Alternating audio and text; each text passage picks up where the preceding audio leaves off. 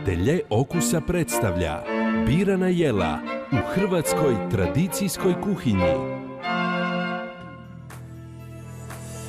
Dragi slušatelji, danas će u Ateljeu okusa revije Svijet u čaši šef kuhinje restorana Zigante u Livadama Damir Modrušan s nama podijeliti recept za jelo koje se jako dobro sljubljuje s istarskim teranom. Damire, dobar dan i dobrodošli na drugi Hrvatskog radija. Dobar dan i pozdrav svim slušateljima Hrvatskog radija. Što ste nam lijepog pripremili za danas? Danas ćemo pripremati jedne obraze junetine u istarskom teranu. Za koliko osoba? Za otprilike 4 osobe, sve ovisi kako su veliki obrazi.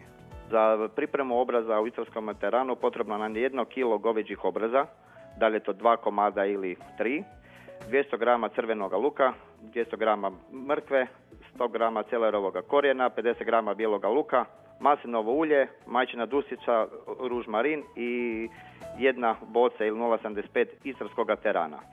Meso dobro operemo, ne čistimo nikakve kožice s njega, stavimo ga u nauljeni pleh u kojem smo dodali maslinovo ulje, dodamo očišćeno povrće narezano na žiljen ili kockice, sve ovisi kako se vama sviđa.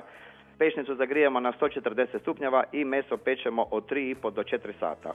Meso povremeno okrećemo da dobiva boju sa svih strana. Ne treba ga podlijevati jer meso samo po sebi pušta dosta soka i povrće isto tako da će se on konstantno lagano dinstati u svome vlastitome umaku.